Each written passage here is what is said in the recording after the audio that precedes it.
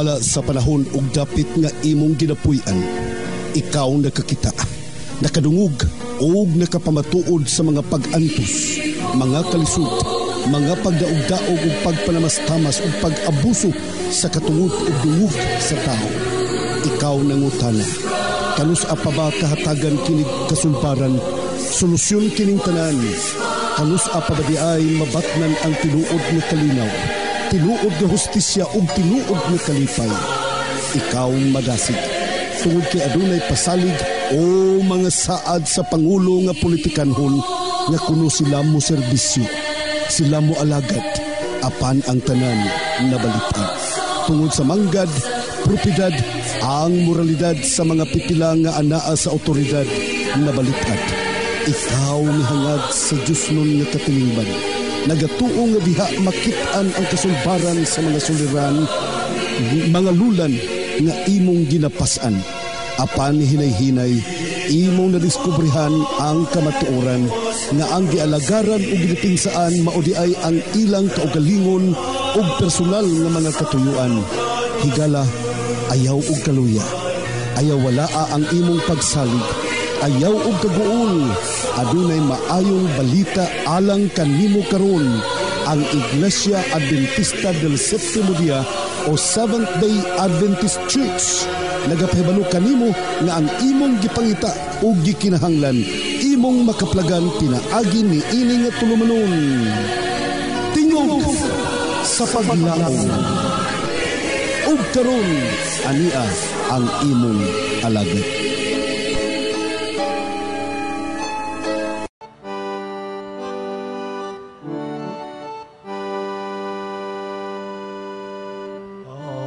The marketplace is empty, no more traffic in the streets. All the builder toils are silent, no more time to harvest away. Busy housewives, sister labors, and the courtroom no debate. Work on earth is now suspended as the King comes through the gates. Oh, the King is coming. The King is coming. I can hear the trumpet sounding, and soon his face I'll see. Oh, the King is coming, the King is coming. Praise God, He is coming for me.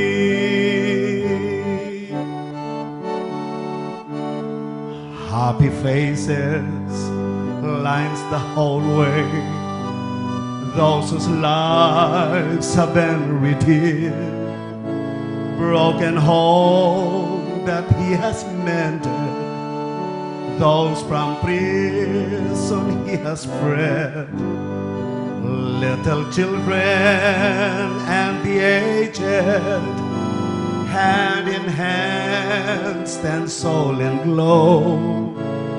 Oh, we're people broken, ruined, clad in garment white as snow. Oh, the King is coming. The King is coming. I can hear the trumpet sounding, and soon His face I'll see. Oh, the King is coming. The King is coming. Praise God, He is coming for me. I can hear the chariots rumble, I can see the marching throng.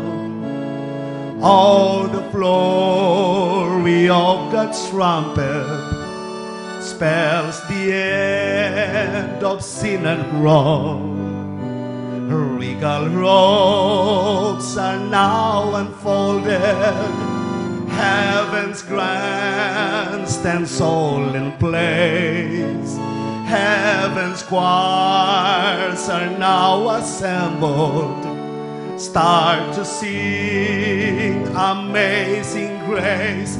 Oh, the King is coming. The King is coming. I can hear the trumpet sounding, and soon His face I'll see. Oh, the King is coming. The King is coming. Praise God. He is coming for me.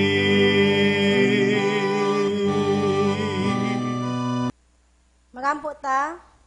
Dalaygo na mga Diyos, silimbahon ikaw, niningatak na kami nagapasalamat kanimo, ning mata makahigayunan, nga din kami usab, makapaminaw na usab sa mga bulawanon, nga mga pulong nga among pagatunan. Ginoo, ning kagabiyon kami pangaliya kanimo, tungod og alang sa among speaker, nga din ikaw maghatag kaniyag langit nung kahibalo, kaalam, nga din siya makapasabot, makapahat sa imong mga pulong adto sa mga nagtanaw sa mga naminaw sa tibuok naong sayuta.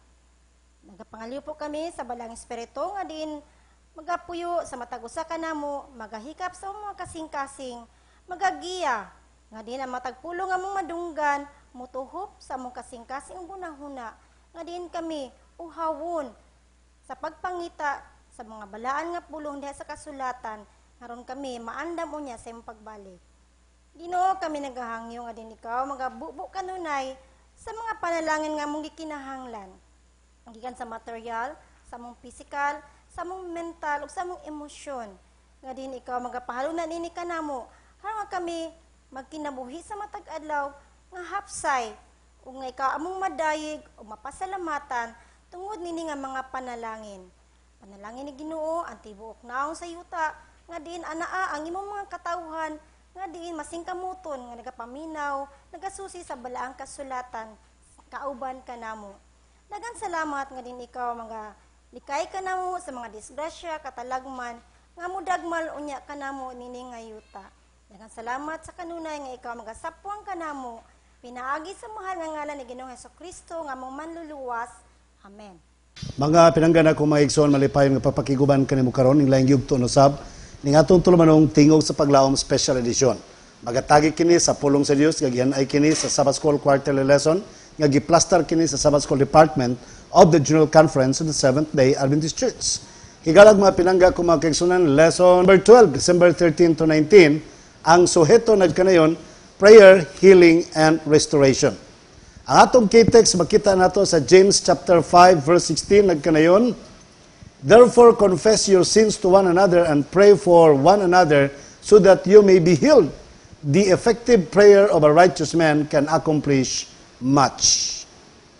Mga pinangga ko mga kaigsunan, we cannot deny the fact, and we all believe and we all know that in the last day, especially at the pouring out of the latter rain, the gift of healing shall become apparent to the church.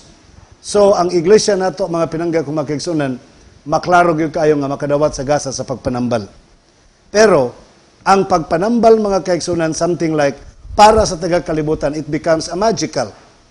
That sometimes you will be tempted to show it for an exhibition. Jesus Christ, for many times, was asked for something, the purpose for asking was for entertainment. But Jesus did say nothing. Wala sa gisulti mga kaigsunan.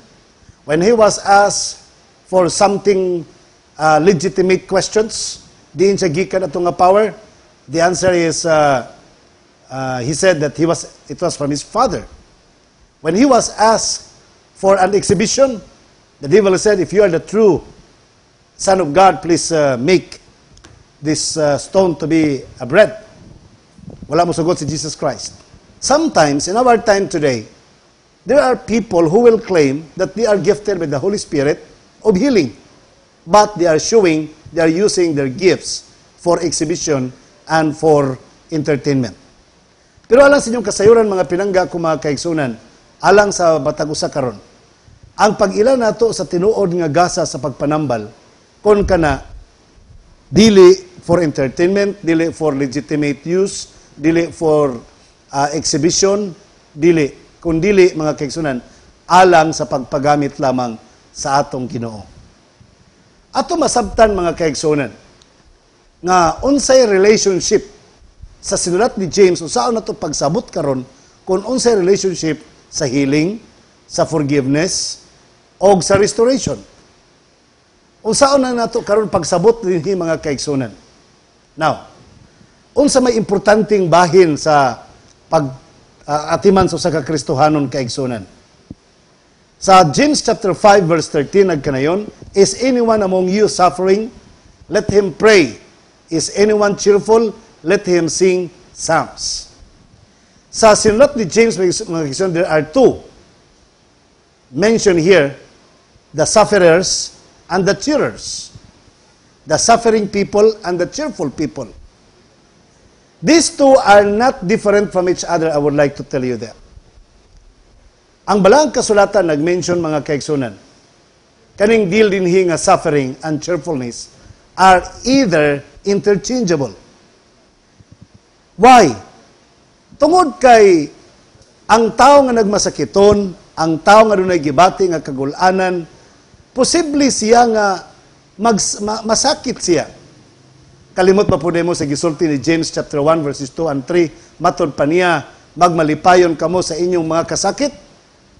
So, buti pasabot mga kaigsunan nga bisan ang tao masakiton, bisan ang tao na puno sa balatian, we will comfort him or her, teaching them to become happy, to sing praises to the Lord. Because when you are suffering something, pain, you are in need of prayer. You need to raise your prayer to the Lord. But in your prayer, you need to praise Him. Di man ka pwede nga mag-ampo ka nga pulos lang mahay, basol, tanan. Sa pag-ampo, kinandaygo nimo ang Ginoo. Sa ito pa, ang tao nga nag-suffer nga nag-ampo, siya ragyapon ang tao nga nagmadasigon, nagmalipayon, nagmapasalamaton, ngadto sa Ginoo, sa diha sa iyang mga pag-ampo. Mga pinangga ko mga kaigsunan, you can do that by faith. Mabuhat ninyo na pinaagi sa pag-ampo. Ang pag-ampo, may usa ka pagsimba.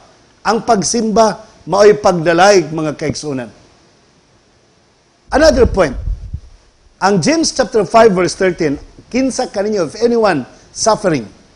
The same word of suffering that has been used in James chapter 5 verse 10. Nga mao'y address, gi-describe ni James ngadto kang Elijah sa iyang mga sufferings. Sa ato pa, sa atong mga pag-ampo, mga kaigsuonan, dunay sufferings. Sama sa sufferings nga na-encounter ni Elijah dito sa Mount Carmel. Ato masabtan mga kaigsuonan, ug atong may baluan nga sa imong mga pag-ampo, tungod kay ikaw nagmasakiton, nagmaluyahon, kinahanglan ikaw magmalipayon nga magdaig sa atong Ginoo aron madungog imong mga pag-ampo. Si Sister White, matod pa niya, mga kaigsunan, prayer is especially essential in facing difficulties. But singing or playing sacred music, the word used is salseto, salyeto, can mean either is also helpful. O matod pa ni Sister White, singing is as much an act of worship as is prayer. Indeed, many a song is prayer. Sa imong pagbalatian mga kaigsunan, matod pa ni Sister White sa Education, page 168, matod pa niya, usbon ko, singing is as much an act of worship as is prayer. Indeed, many a song is prayer. The more ka nga nagbalatian, the more ka nga nagka-problema, the more ka nga nagka-antos, you sing. Si Daniel, pagkabalo niya nga, doon na persecution nga kaming nag-pray siya sa Ginoo. Iyang gidayeg ang Ginoo. Dili kay kung doon natin mga problema, damurin natin maghinuktok, magka-problema samot. Oh my God. Dili na mao, mga kaigsunan. Alang sa pag-ampo nato ngadto sa masakiton. Alang sa imong kasayuran sa James chapter 5, verses 14 to 15, is anyone among you sick?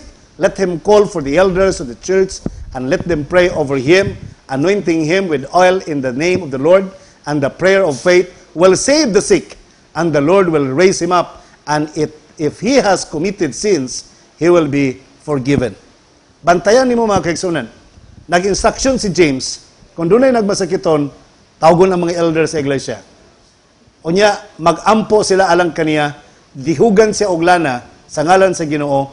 Unya, kay ang pag-ampo sa pagtuo, pinagis pagtuo, magaluwas sa makasasala o sa masakiton. O ang Dios magabangon kaniya. Dinhi gibasi mga kaigsunan ang gitawag og pag-anoint sa usa ka pasyente. Sa atong nasabtan kasagaran, mutawag ta og pagpa-anoint sa usa ka pasyente kung himatyo na, nagtinga na. Mura maghihimo na to ang pastor nga tigtiwas sa pasyente mga kaigsunan.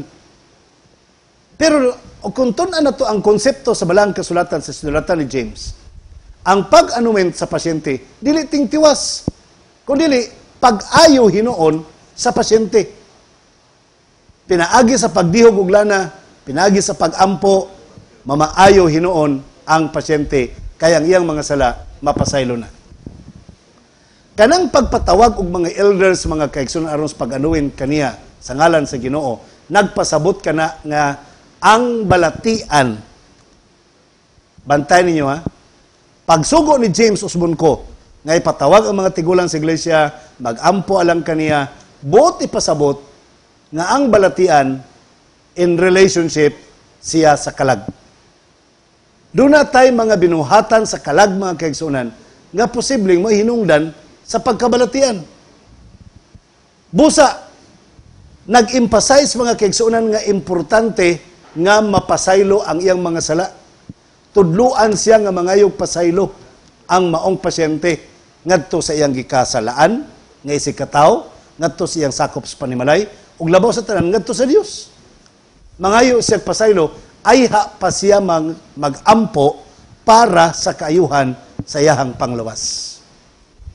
Kay kung dili natutudluan ang pasyente mangayog pasaylo sa iyang sala, ngadto sa iyang isikataw, ug ngadto sa Dios, sama ra nga imong gihangyo ang Ginoo nga buhion siya, himuon siyang healthy nga makasasala. Di ba tinuod? And that is true. Ang kining pulong mga kaigsunan nga sick, nagigamit sa James 14, verse 14. Masakiton. Duha din siya ka Greek word. Ang usa ini pagkalito ka. Ang usa ni mga kaigsunan gilitok og Asteneo. Bot pasabot, sama kang Dorcas, nasakit, namatay. Nasakit, unya namatay. Asteneo. Doon na po'y laing pagkasulti niya is kamno. Ang kamno, masakiton lang yun siya. Pasyente lang yun siya. Pwede po siyang tawgon og pasyente nga himatyon.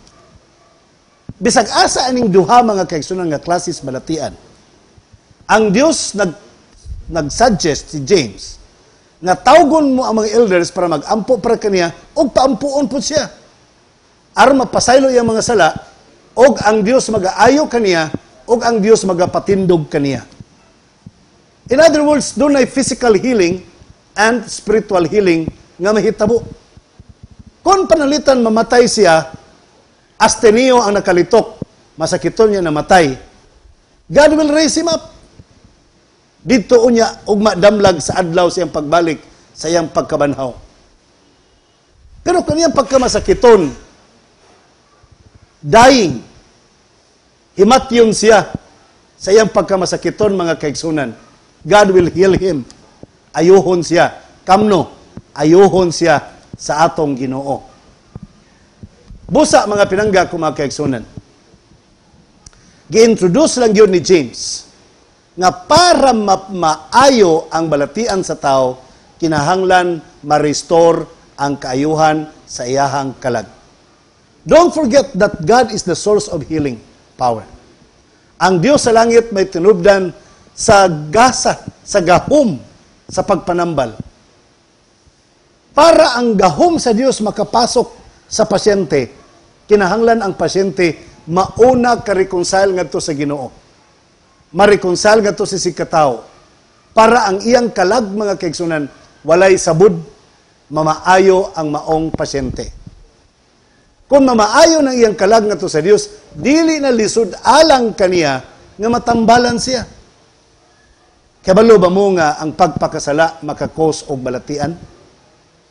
Pagsuway mo tago og sala. Di ba madugay mo taas inyong palpitation sa inyong heartbeat, mo paspas. Mo taas inyong blood pressure, mo shrink inyong mga blood vessels, mo shrink inyong mga cells, mag-hard breathing na mo. Mo taas ang blood pressure, ma-stroke, ma-high blood, ma-stroke. So, grabe ang mga balatian nga magian, kay ma-abnormal ang hormones, ma-abnormal ang mga function sa organs. So, ang secretion sa mga hormones o guban pang mga importanteng butang nga bahin sa lawas, mga daot, so magka-start na yun ang balatian.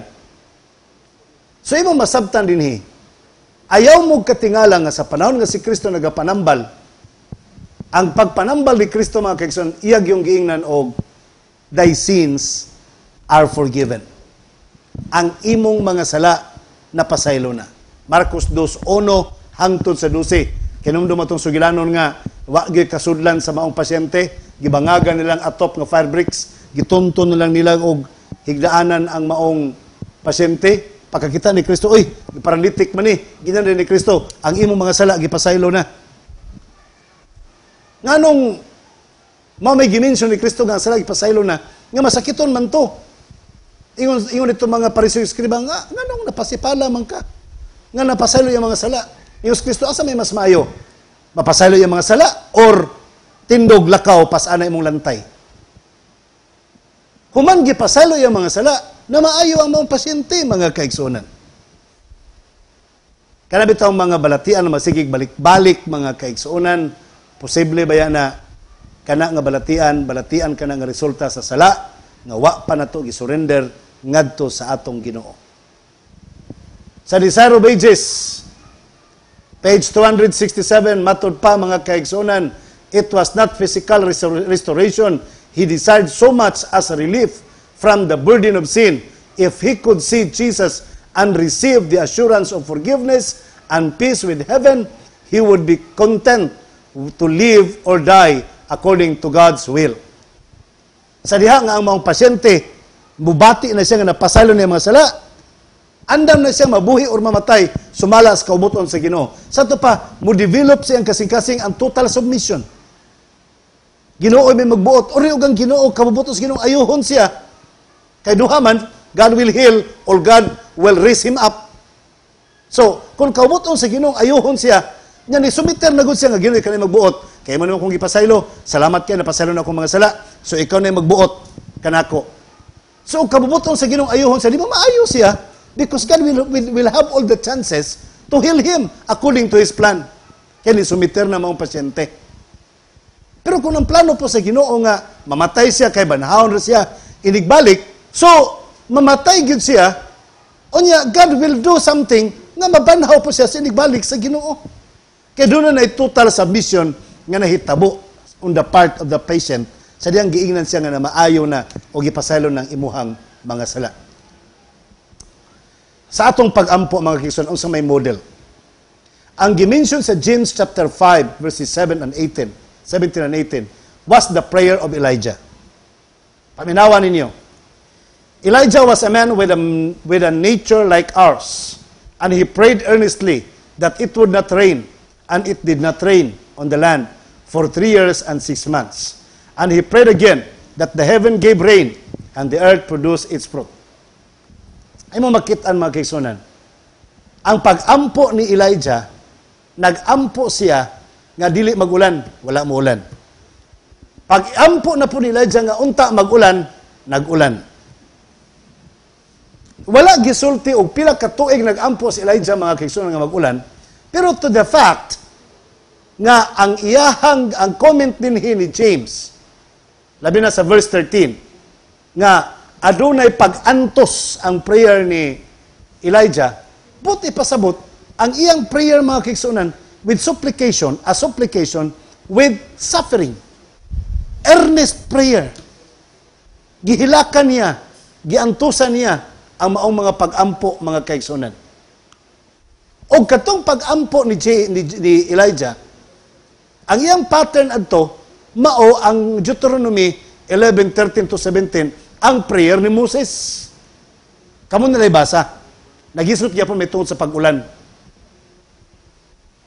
Si Daniel pod, ang prayer po din Daniel mga kaigsunan, o imo pong tanawon, ang prayer ni Daniel, sa Daniel 9:2 and 3, ang iya pong pattern, ang iya pong model, si Prophet Jeremiah. Kita pod karon gisultihan ta ni Manalag ni magsusulat James nga ang atong pattern sa pag-ampo alang sa masakiton mao si Elijah. By faith ang iyang pag-pray mga kaigsunan, gitalikdan ang Baal, gipakigbisugan ang bakak, gipatindog ang kamatuoran. That was the prayer of Elijah. That was the spirit in him. Although he was a prophet, pero I would like to tell you, naa po si passion nga pres ato. Masuko, mangluod, mahiubos, pareho tanan. Pero ang nakanindot lang, anong gihimo siyang model, because of his suffering in prayer. Sayang pag-antos alang sa maong pag-ampo, mga kaigsunan. Atong mapamalandong, nga kini nga pagkapunto din mga kaigsunan, sa atong mga prayers, we need revival and reformation.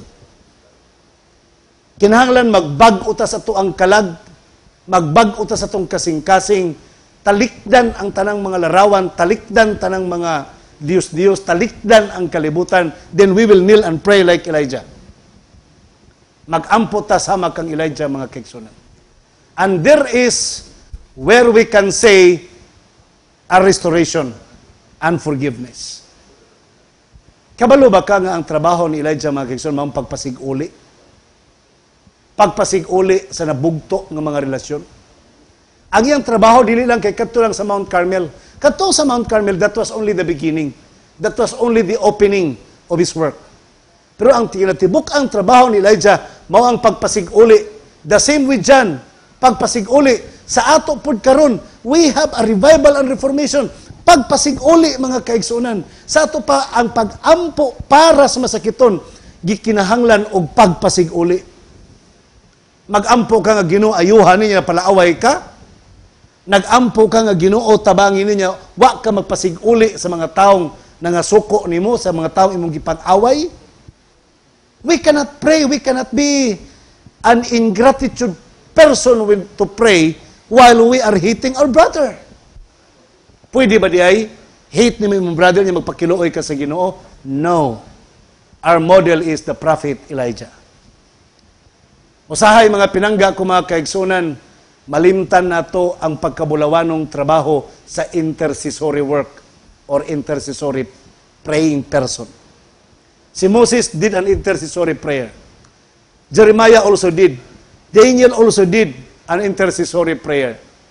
Si Elijah maupod. Si Kristo maupod, nag-intercessor siya siyang pag-ampo. Nagpataliwala siya mga kaigsunan. Kita pod, kung mag-ampo ta para sa pasyente, kita pod nag-intercessory prayer po ta between the patient and God. What shall we do now? Atong ipabalik ang pasyente ngadto sa Dios. Pero sa dili pa, ang atong kaugalingon, ang atong ipasig-uli ug una ngadto sa Dios, ug ngadto sa atong isig kataw. Kung nakasala ta sa atong isig kataw, mangayo tagpasaylo. Mangayo po tagpasaylo sa atong Ginoo. Ingon ana ang punto mga kaigsunan.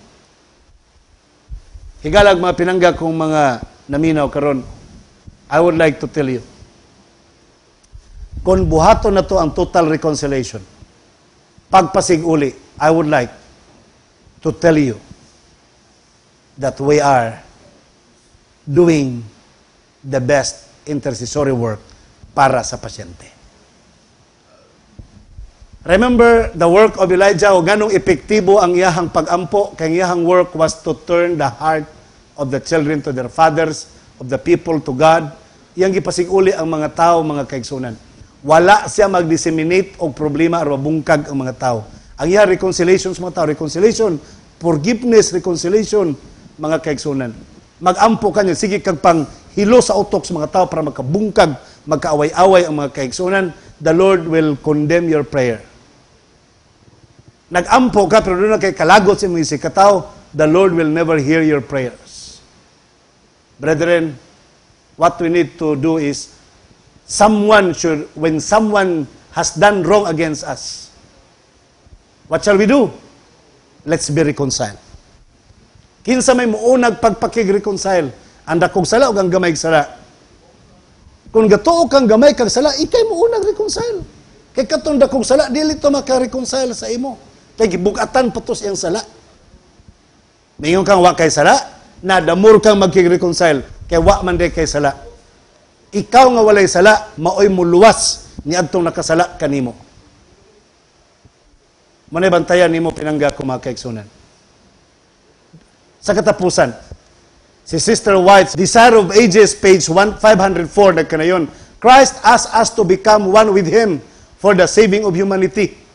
Freely ye have received, He says, freely give. Sin is the greatest of all evils, and it is our to pity and help the sinner.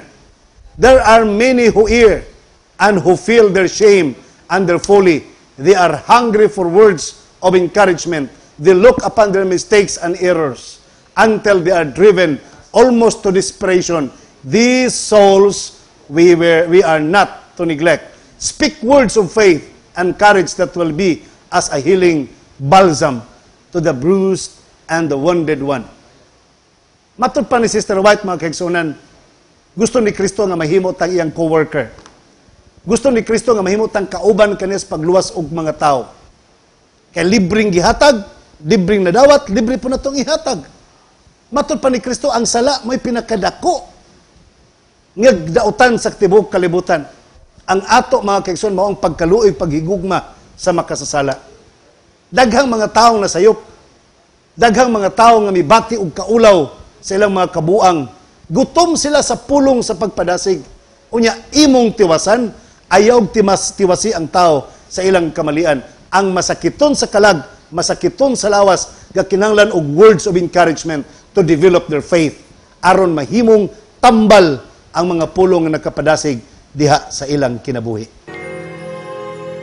In the dark of the midnight, have I oft hid my face, while the storm high above me, and there's no hiding place, with the crash of the thunder, precious Lord, hear my cry, keep me safe till the storm passes by, till the storm passes over, till the thunder sounds no more, till the clouds roll forever from the sky. Hold me fast, let me stand in the hollow of thy hand. Keep me safe till the storm passes by.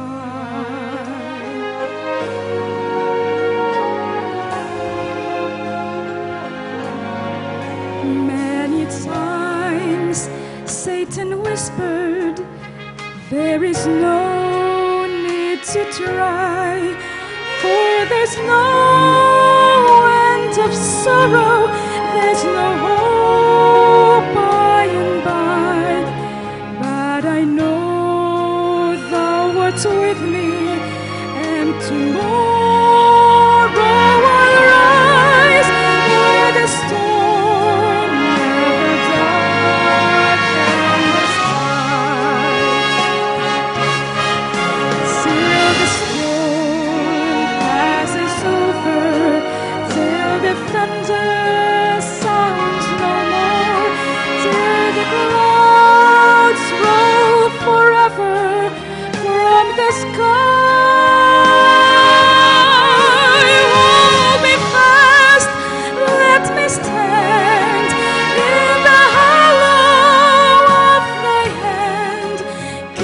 me safe till the storm passes by.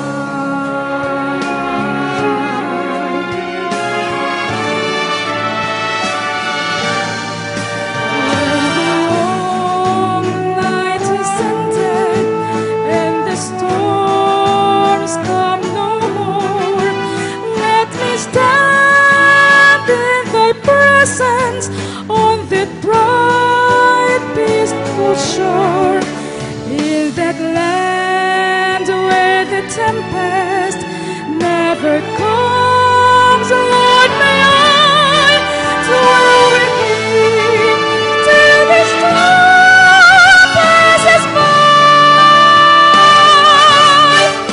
till the storm passes over, till the thunder sounds no more, till the clouds roll forever from the sky.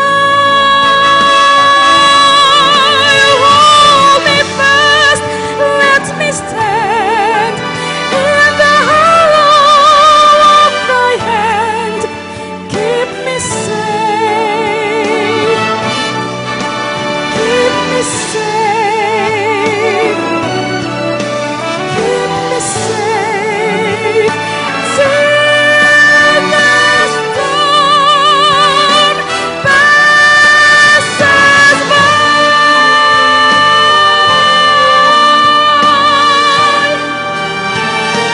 Passes